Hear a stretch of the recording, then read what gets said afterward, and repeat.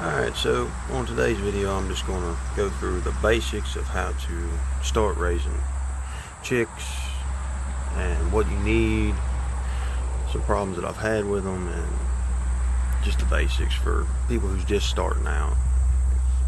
Excuse me. Well, after that coughing fit thing there, when the coronavirus, the COVID-19 come out, and everybody started freaking out and buying stuff. Everybody was buying chicks. You couldn't find them in the Tractor Supply. I had neighbors coming out asking me for eggs because they couldn't find them in the store. I had people coming asking for a chicken. It got crazy there for a while, and like I said, you couldn't find chicks in the stores. And then you kind of wonder, the people that bought the chicks, what they do with them after the eggs started coming back into the store. When they bought them, did they know what they were doing? So right now I'm just going to give the basics of how to start raising chicks and what you're going to need. So really, to get started, all you need is something to put them in. I'll show you my box here in a little bit that I started raising chicks in years ago. And basically right here, you're going to need a heat lamp. That's the main thing. You got to keep the temperature for them right.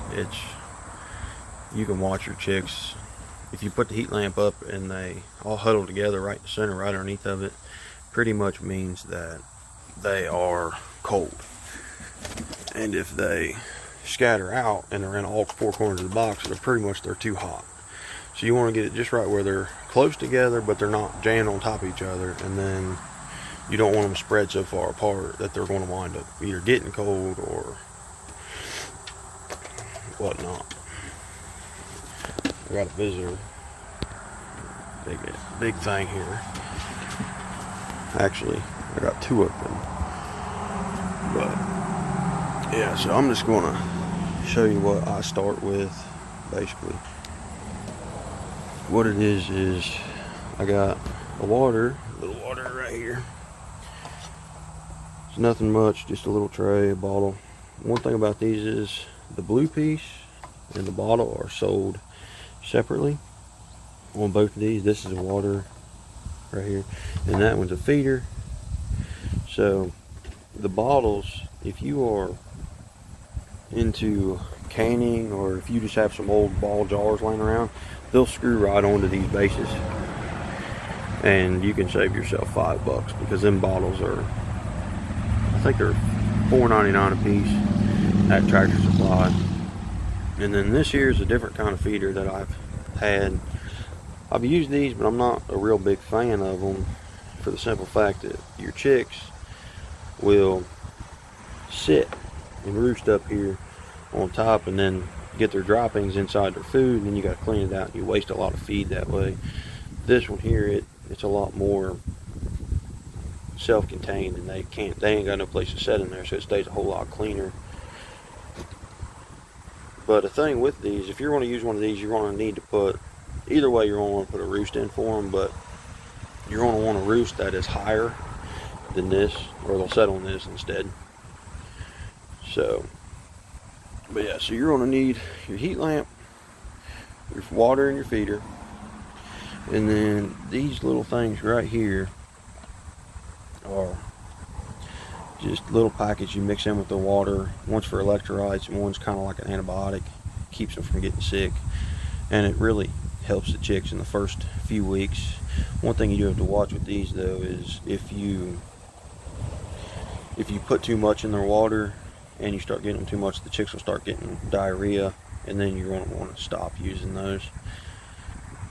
And once they get to be a decent size, a couple weeks old, you don't really need these anymore. Not every day. You can use them every now and then, but it's not a big deal. And then your heat lamp, like I said, you just want a heat lamp like this that you can put in there. I like to get it like 2.5 feet above the chicks, depending on how big a box that they're in and how many chicks you have and that you want to raise. The last time I raised 17, this light did fine for all 17 of them.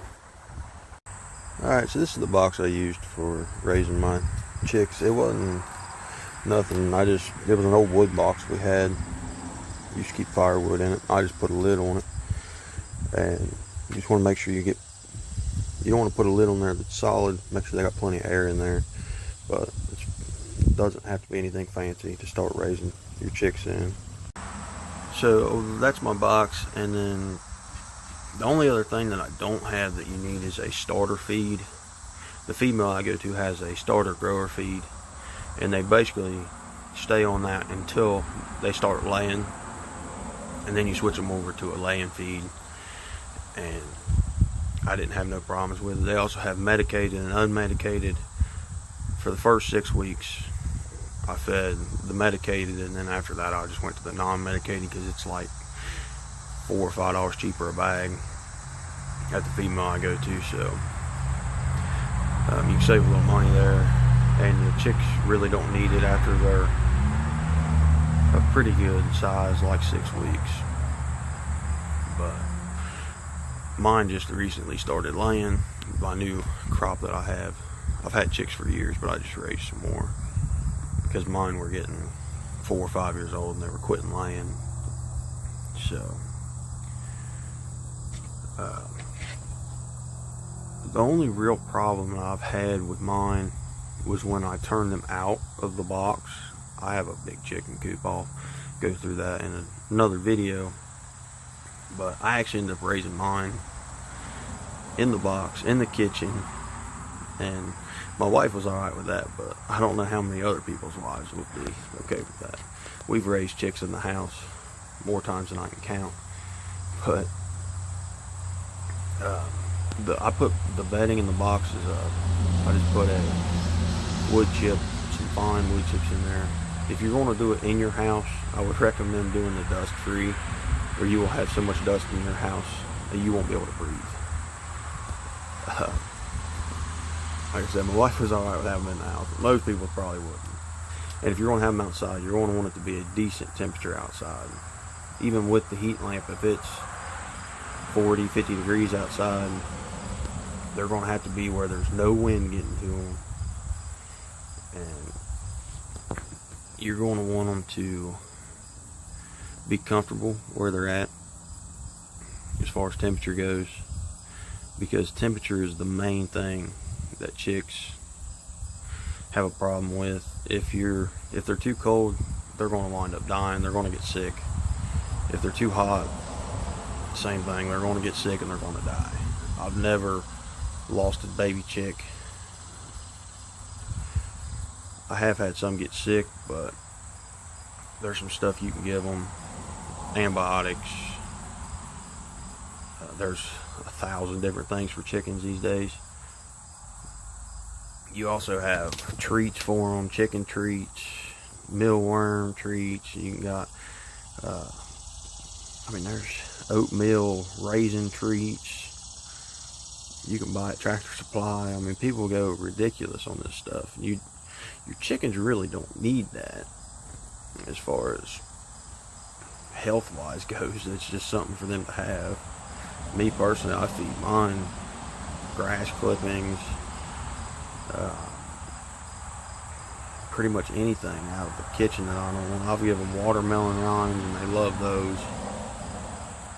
I've gave mine